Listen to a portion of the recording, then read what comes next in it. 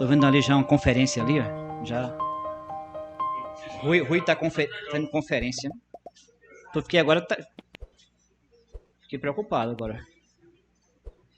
Eu vou começar então a fazer uma pergunta Tá. aí os irmãos vão preparar aí também, Tá. tá? Se liga aí, pessoal, isso é bastante importante. Olha, pastor, nós ouvimos aqui então desde o começo da sua palestra, não só a história e o porquê das confissões, não é? E como elas servem de proteção para a igreja. Isso desde o começo entre os credos antigos, não é? Quarto século e tudo mais. A pergunta que eu tenho é: como de alguma maneira, digamos assim, não gente de fora, como os reformados, mas entre nós mesmos, como de alguma maneira nós podemos ser afetados se não houver esse apreço pelas confissões? O senhor fez uma distinção com relação a, é claro que os ministros devem saber mais, estudar Sim. mais, conhecer bem os documentos, não é tão exíguo assim dos membros como da comunidade, da igreja. Mas mesmo assim, nós percebemos que isso é importante para a proteção dos próprios membros. Então, haveria algum dano, não é, que nós podemos observar de repente se os reformados não estão tão apegados às confissões assim? Tá. O fato de os homens se dedicarem mais, isso não exclui os demais de se dedicar também, né? Só estou pensando na questão do ofício ou do papel como cabeça, né? Como chefe do lar em si, mas todos devem se conhecer bem as confissões, estudar confissões, e isso.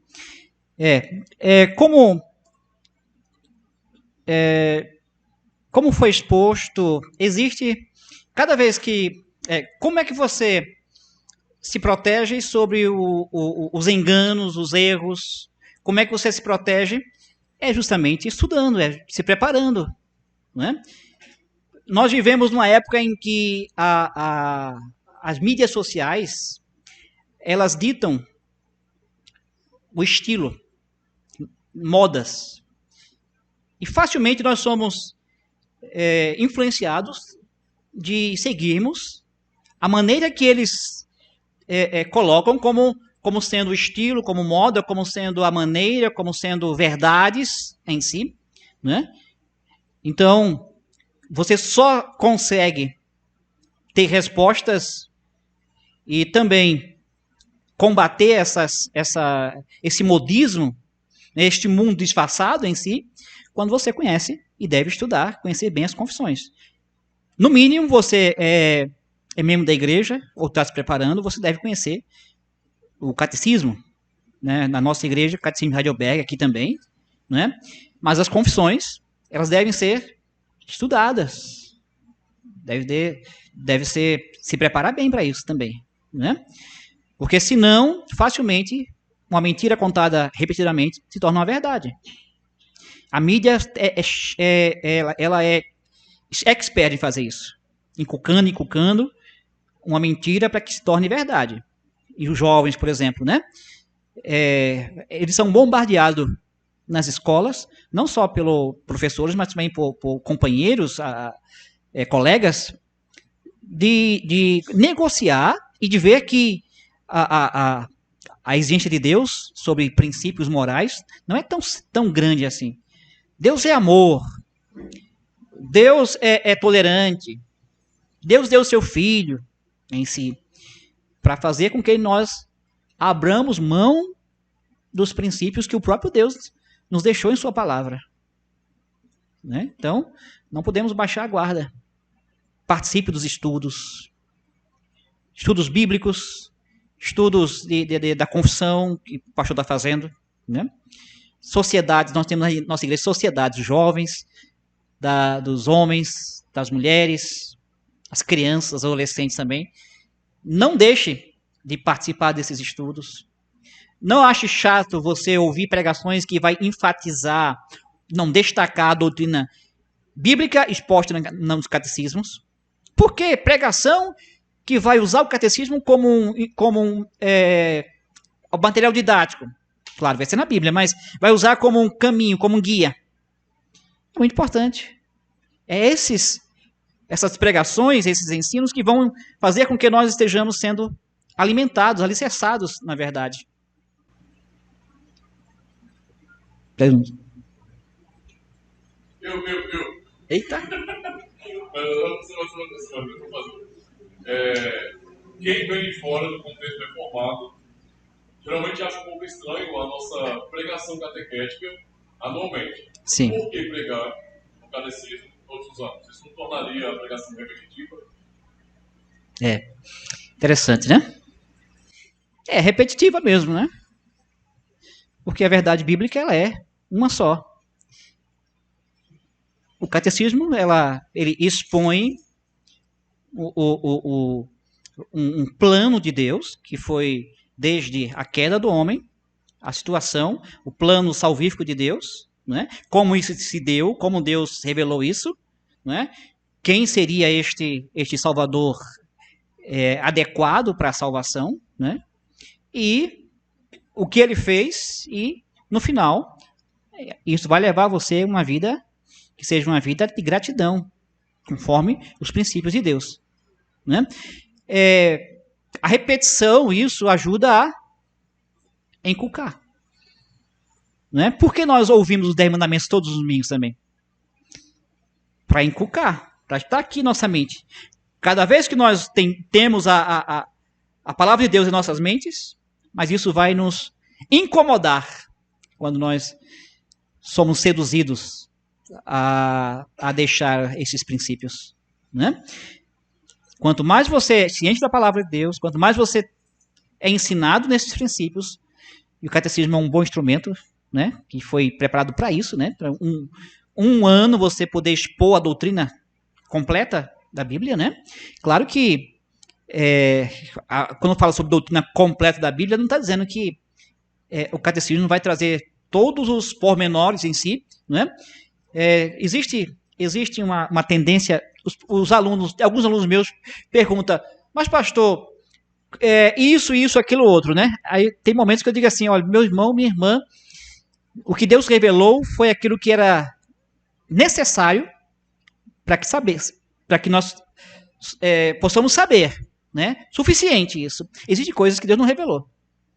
E isso a gente não vai ter condições de saber, porque se a gente for definir essas coisas, vão ser especulações, né? E Deus é tão sábio que, conhecendo a nossa limitação, nós não entenderíamos. E íamos fazer uma confusão muito grande sobre isso, né? É difícil você entender, por exemplo, como é que a Trindade ela se desenvolve, como é todos os pormenores, porque é um ato de fé. Claro, revelado por Deus, e você crê naquilo que Deus revelou. Humanamente falando, não é possível. Mas, no possível de Deus tem explicação? Tem. Tem razão? Tem. Na razão de Deus. E eu creio nisso. Isso é suficiente para mim. A gente não pode investigar a Deus nas coisas que ele não revelou. Mas o catecismo é um bom guia para o que nós devemos saber sobre a nossa fé e nossa vida, né? Quando falo sobre fé, também tem a ver com culto, tem a ver com governo. Está lá no Catecismo de Heidelberg.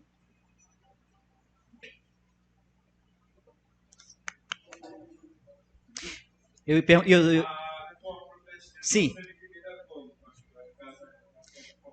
Exato. A Reforma Protestante, primeira coisa, não foi a criação de uma nova igreja, não é? De jeito nenhum. A Reforma Protestante foi vou chamar primeiro de tentativa, de chamar a atenção à igreja rebelde, não é? Sobre os seus erros, as suas heresias, as suas práticas antibíblicas. Só que a Reforma Protestante, sim, ela surgiu desta exortação, quando que a igreja que preferiu estar na rebelião continuou em seus caminhos errados, né? E a Reforma não criou a nova igreja, mas simplesmente ela enfatizou essas verdades a volta à palavra de Deus, a volta aos princípios de Deus. E muitas das igrejas que estavam ligadas à igreja rebelde, a igreja chamada de apóstata, né? Essa igreja se desligaram daquela igreja rebelde e se juntaram na reforma. Então, a reforma nada mais é do que uma continuidade da igreja de Cristo desde os seus primórdios. Ela não é uma nova igreja, ela não é um movimento que criou um movimento rebelde, pelo contrário, né? É o retorno aos princípios da palavra de Deus. Os reformadores não conseguiram chamar a atenção à liderança da igreja rebelde e eles foram expulsos.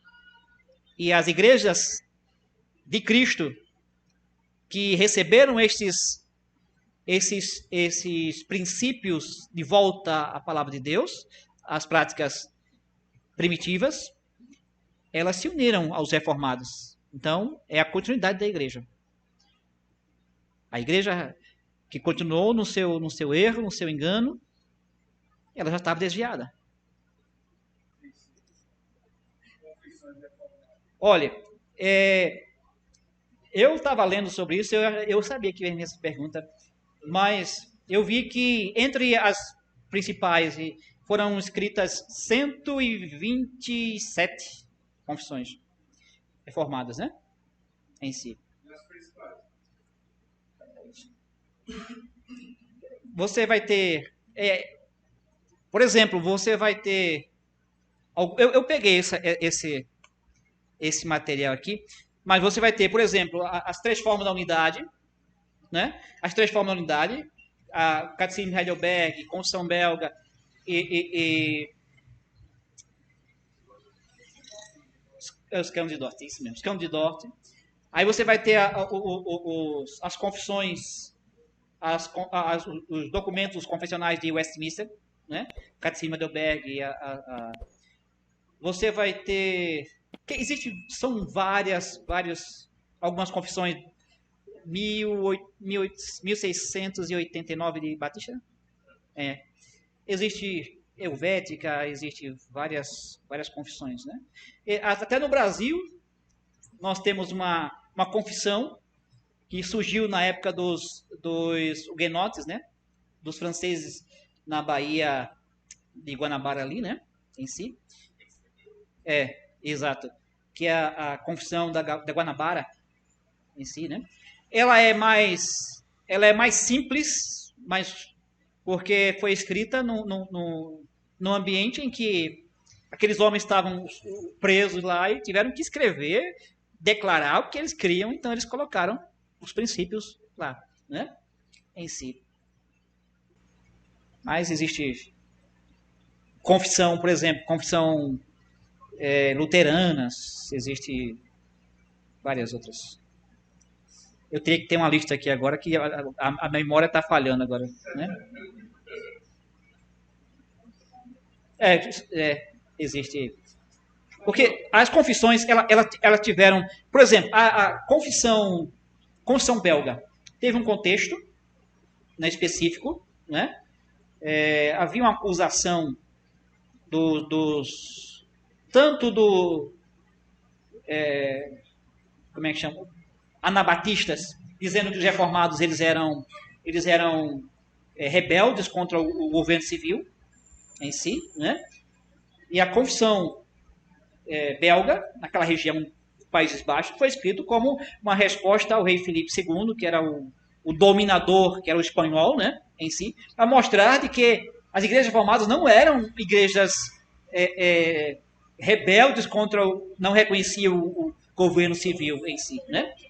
E o Westminster vai ter a questão da resposta, né, o contexto que eles estavam vivendo lá. Então tem várias...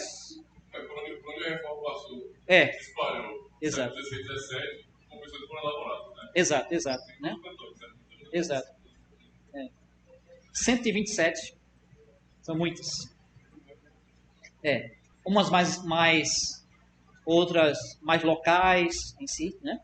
A confissão belga, o Catecismo de Heidelberg, teve muita influência nos Países Baixos, né? Muita influência mesmo. Era também além de ser um movimento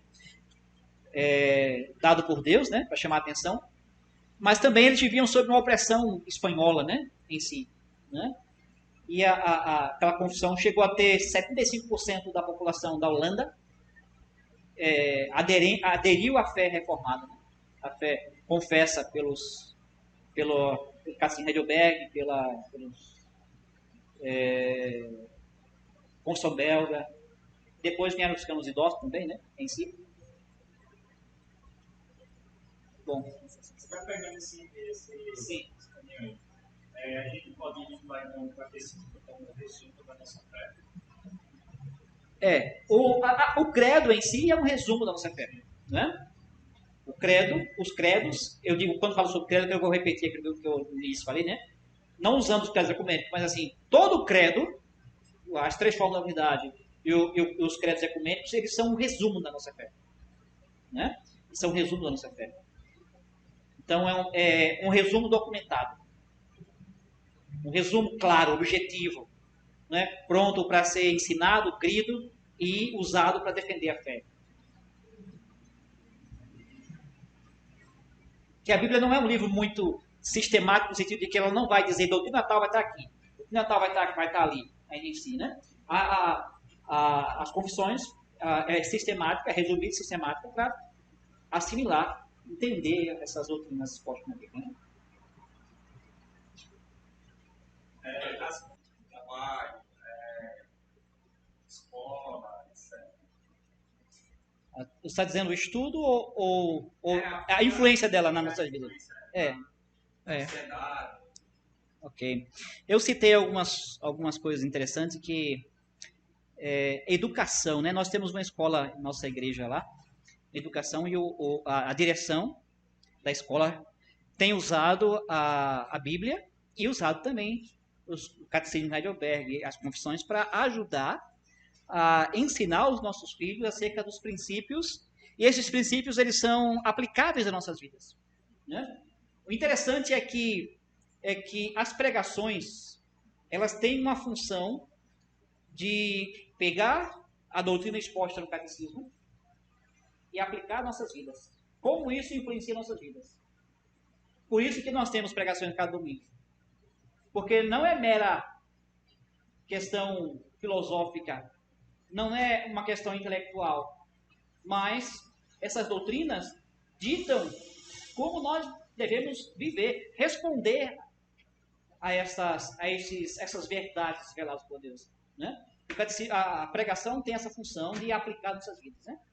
É por isso que os pastores têm que se ralar, como dizer a história, para aplicar esses princípios nas nossas vidas. Que relação tem com a nossa vida do dia a dia em si, né?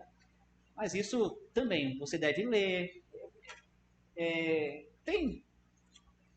Se você for observar, isso, todo o ensino lá tem importância e relevância para o nosso dia a dia, né? Como ser um cristão em qualquer área que a gente tiver, em qualquer momento, né? Em si.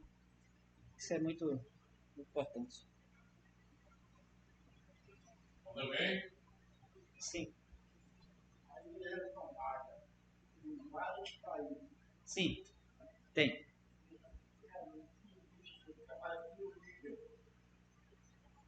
Desculpe, se existe trabalho com líderes? Um líder. Um líder, sim.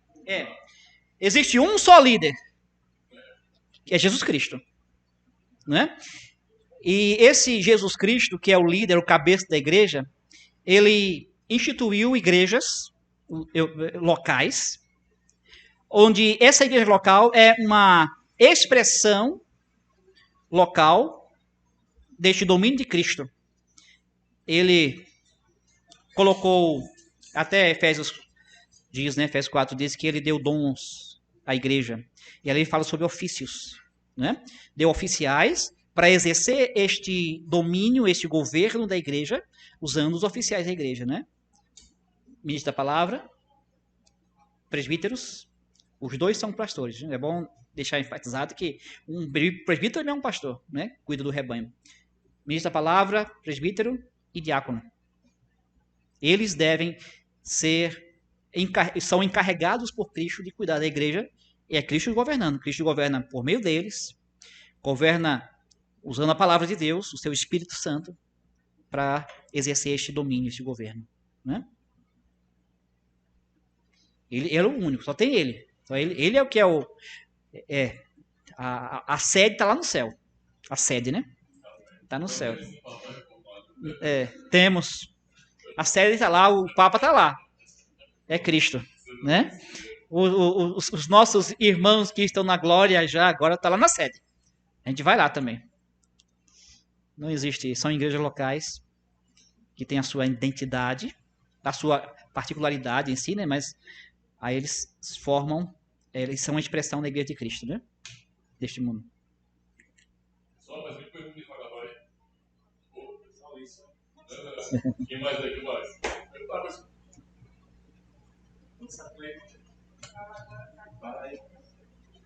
Não, vou aproveitar também o seu instigado com essa pergunta. Sim. Chega o período da reforma protestante, comemoração, outubro. No geral, as igrejas evangélicas todas vão fazer algum tipo de comemoração, vão citar Lutero e vão falar também sobre o solas, embora você não veja isso sendo aplicado. Mas é um questionamento que eles fazem, não é, que parece contraditório, que a ideia é o seguinte: eles falam só a Escritura, sim, e portanto significa dizer para eles que é a Escritura e nada mais. E que basicamente as nossas confissões ou a nossa confessionalidade seria uma contradição com só a Escritura. Como responder, né, a esses outros irmãos de outras comunidades que eu já vi o irmão falando? Exato. E o fundo da parede da igreja só surge, mas são confissões também. Exato. É interessante que as nossas confissões também só a Escritura, né? Isso não é uma contradição nossa, porque as confissões, elas fazem assim, ó, a Bíblia. Se você observar, as nossas confissões têm textos bíblicos embaixo, tem uma numeração pequenininha lá, cada frase usada com cuidado, cada palavra, melhor dizendo, usada com cuidado, cada vírgula usada com cuidado, para que expresse aquele ensinamento bíblico, e embaixo tem o texto que corresponde. Então, as confissões reformadas, elas são sola Escritura. Elas não têm autoridade nela mesma. Elas não servem como um princípio de fé e prática. Elas apontam para a Bíblia. Elas expõem a Bíblia. Mas não está nela mesma. Está na Bíblia a autoridade dela. É uma contradição de termos quando você diz que não tem confissões e você diz, eu não aceito confissões. É uma confissão. É um credo. Só a Escritura, né? Mas revelações, novas revelações, é uma contradição. E é uma confissão. Você está dizendo, eu creio que a Bíblia é a palavra de Deus, ela é a revelação de Deus, mas também existem outras revelações de Deus que são agora atuais. É uma confissão, é uma contradição de termos, mas é uma confissão deles. Cada afirmação é uma confissão. Você não faz uma afirmação sem ser uma confissão, ou um credo. Eu creio nisso. Quando você diz, eu não aceito isso, eu aceito aquilo, é uma confissão. É um credo. Eu creio nisso. Eu creio que, um exemplo, crianças não podem ser batizadas. Eu creio nisso. É uma confissão. Você tem confissões. Todo mundo tem confissões. Agora, não tem um documento, aí é ruim porque você muda muito, né? Ora você tem confissão disso, ora você muda sua confissão. Você não sabe que, na verdade, o que é que você crê. Você é volúvel, né? Diz uma coisa aqui, amanhã é outra coisa. Aí eu não vou saber o que é que você realmente crê. Ou que você confessa. Eu não sei. Pelo menos nós somos claros. Objetivos.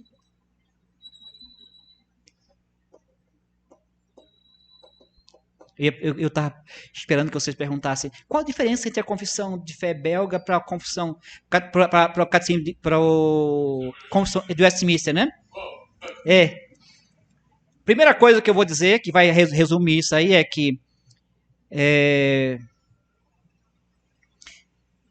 tanto a confissão do Westminster como a confissão belga, são confissões reformadas. Não existe uma melhor e uma mais importante, né? Quem nega, ou quem diz que a confissão de fé reformada, belga é melhor que a Westminster, comete um erro. Quem diz que a confissão Westminster é melhor que a confissão belga, comete outro erro. Eu tenho uma preferência pelos assuntos tratados e a forma que é tratada. Mas não faz da confissão belga melhor que a confissão de Westminster. Né? Existem questões, por exemplo, sobre o pacto de obras. Né? Existe uma tendência a uma interpretação acerca da predestinação chamada de supralapsária, que a confissão de fé de Westminster faz, né? Vaso para honra, outro para desonra, que é mais do que isso, mas assim, a confissão belga e a transforma na unidade é mais infralapsária. Não vou explicar isso porque toda vez que te explicar, mas assim, tem a ver com a eleição, com a predestinação, né? Deus escolheu antes da queda, não olhando para a queda, olhando para a queda. A razão da queda vem de Deus ou vem do homem? Então, essas questões que são colocadas assim. Mas, em si, são possíveis interpretações dentro do círculo reformado. Então, nenhuma nem outra. Né? Por exemplo, a questão da iluminação, da natureza como sendo uma revelação, a revelação, né? Conhecimento de Deus. O conhecimento de Deus, à luz da natureza, é muito mais enfatizado pela confissão do Westminster do que a confissão belga. Não vai tratar sobre isso dessa forma em si. A confissão do Westminster fala sobre casamento, né? Não sei se isso é necessário para uma confissão, mas a questão é, tanto uma como a outra são confissões reconhecidas como reformadas. Né? Não há uma melhor nem uma pior. Alguns dizem, olha, a confissão belga e as outras confissões vieram antes da confissão do Westminster. Aí foi desenvolvendo, aí chegou na excelência da confissão, que é a confissão do Westminster. Bobagem. Tudo bobagem. Cada um tem o seu ponto histórico, a sua ênfase em si, mas são confissões reformadas. E resumos da fé cristã. Né?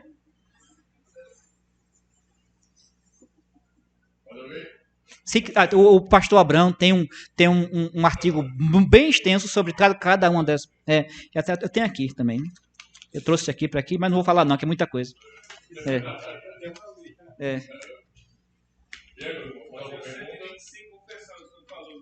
127, é um pouquinho mais. Como é que nasce essa confissão? Não vai ter confusão, não? Não. É justamente para evitar a confusão que se nasce a confissão. Né? Deixar claro as coisas. Quando não tem clareza é que gera confusão. E a confissão vem em resposta à confusão criada por heresias, práticas erradas em si, né? Essas confissões têm um uso, algumas muito locais em si, né? Outras têm a extensão maior, mas assim foram criadas como respostas às heresias e às confusões que estavam sendo criadas. Então é clareza, é isso aqui, ó. Pá, a Bíblia diz isso. É para sanar as dúvidas e as confusões. Até mesmo, porque elas são bem parecidas. Não são diferentes. Muitos não. Porque cantões da Europa, cada um produzindo uma confissão, quando você junta tudo, até a ordem é parecida, os assuntos são parecidos. São. Tem o seu caráter muito local, também, muitas delas, né? Mas elas não são tão diferentes assim, não, né? São reformadas, né? Westminster é por causa da assembleia que teve naquela. Fala baixo que ele tô brincando. Não, tô brincando, pode falar. Eu e o Rafa teve uma conversa com o pessoal e eles enfatizam muito essa questão. Eu acho que eu não pego essa conversa. Então tem essa divisão da reformada, da presbiteriana. Porque são duas confissões diferentes, mas reformadas, né? Mas a aplicação mesmo que segue a É por causa do seu contexto histórico, né? O Westminster vai pegar aquela região da ilhas, né, da Grã-Bretanha, né? Escócia, vai pegar aquela região ali da Inglaterra e tal. Aí o trabalho presbiteriano chega aos Estados Unidos, e outros lugares também, Estados Unidos, aí missões vêm para o Brasil. Né? Então, qual era a confissão? Westminster. No Brasil, pensando aqui no Nordeste, né, quando veio os holandeses, veio a igreja holandesa que adotou a confissão belga, as três formas da unidade, na verdade. Isso que credos ecumênicos. Então, o que vem para cá é essas confissões. Tem o seu contexto histórico, porque foi confeccionado cada uma delas, né? E seguem. Elas seguem. As diferenças, às vezes, é só um pouquinho, né? Isso não vai mudar a sua fé, não. Né? Não vai mudar. Eu tenho, acho que uns 8 meses, mais ou menos, eu fiz um vídeo no canal. É claro que a carta foi bem provocativa, né? Eu coloquei, assim, batistas são reformados, e coloquei até a colagem do mês que tem do Pivadinho falando. É verdade esse bilhete, né? Inventou a coisa dele. Aí eu coloquei assim e fui fazer uma comparação com as confissões. Peguei a confissão de fé batista, nesse sentido. E comparei com a confissão belga e também com a confissão de fé Westminster, mostrando que, pelo menos ao meu ver, eu via muita diferença, mesmo que aquela confissão falasse de aliança. Sim. Né? Aí quando eu falei sobre isso, apareceu um monte, eu nem conhecia esses irmãos que eram batistas, que eram batistas reformados, né? Apareceu um monte de gente falando, não é assim não sei o que. Então, eu não conhecia muito esse contexto, porque até então, na minha cabeça, eu estou pensando em fé reformada, a grande tradição reformada, que vem lá dos Países Baixos, da maioridade, padrão de fé Westminster, Confissão de Savoy, porque você tem uma diferença do governo, mas no geral você está pretendendo aliança do mesmo jeito ali. E aí a pergunta seria essa, eu não perguntei isso para o pastor reformado, né? Qual seria o pensamento realmente reformado acerca da Confissão de Fé Batista? Isso é reconhecido dentro do contexto reformado ou é fora assim mesmo? Como é que é isso?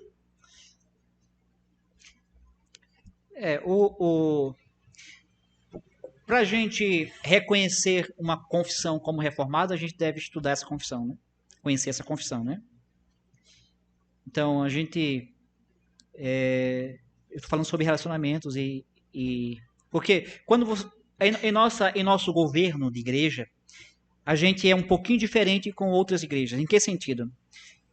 A gente mantém laços fraternais, oficiais, com igrejas que a gente começa a namorar, aí tem um noivado e depois casamento. Quer dizer, vou explicar isso aqui, é o seguinte, né? Existe níveis de contatos, de relacionamentos, né? Esses níveis de relacionamentos, primeiro, a gente se faz conhecer um ao outro, né? Conhecendo um ao outro, e neste conhecendo uns aos outros, nós vamos ter fases, etapas, né? Aí, a última etapa é conhecendo, nesse processo, como é o governo da igreja, como são as confissões, como são suas práticas, então, se chega a um relacionamento de igreja irmã, após termos isso tudo trabalhado, clareza e tudo, né? Então, nós mantemos relações com igrejas irmãs. Nós reconhecemos a confissão do Westminster como uma confissão reformada em si, pelo próprio histórico que nós trabalhamos isso aqui, né? Mas existem outras confissões, mas oficialmente a gente por exemplo, não vai usar parte também, mas assim, dizer, essa confissão aqui é uma confissão que nós reconhecemos como igreja como uma exposição fiel da palavra de Deus, assim, tal, né? Porque isso faz parte de um processo de reconhecimento, né? Oficial como igreja. A gente fala como igreja em si, né?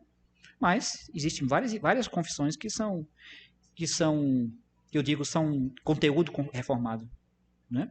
Mas não, como as nossas igrejas oficialmente não Não chegou a essa declaração ainda, né? Existem posições. Teve uma parte que o senhor falou do crédito do catecismo, que ele até nos ajuda pela pergunta do irmão Rafael. Ele nos ajuda também na questão de política. Sim, sim. E aí eu queria que o senhor falasse só um pouco mais isso aí para eu reformular a minha pergunta sobre essa questão. O que ele fala também da questão política?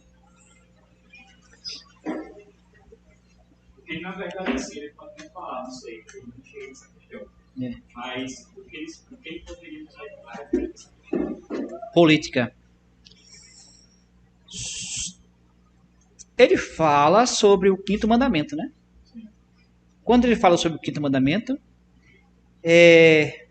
posso usar aqui?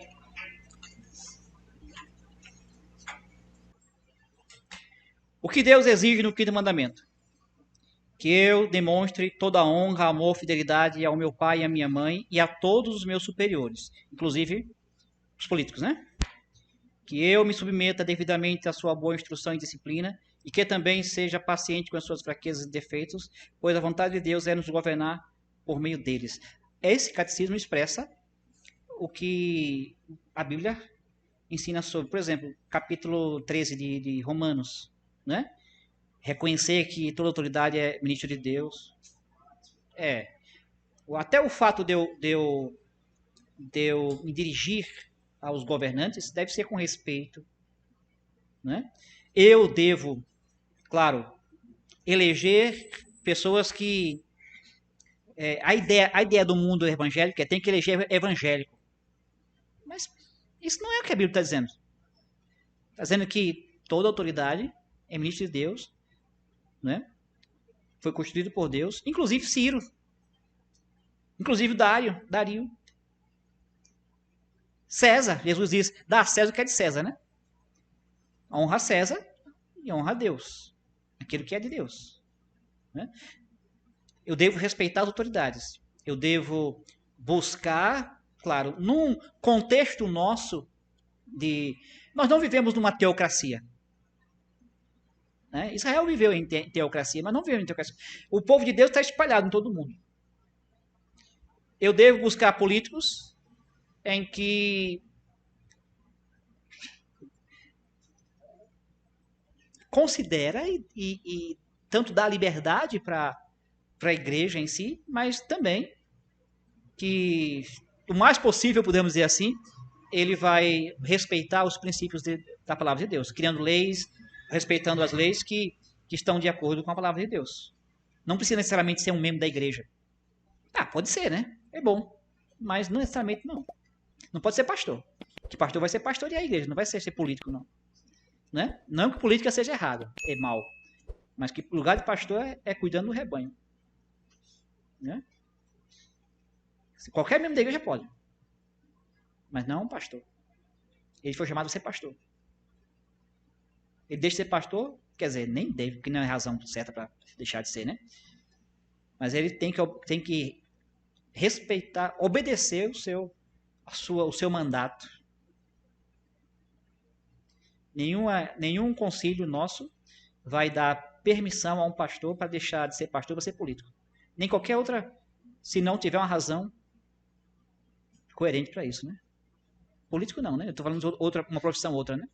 Por exemplo, se não é professor de seminário, não precisa deixar de ser pastor. Mas, sei lá, pode haver, não sei. Pode haver alguma coisa.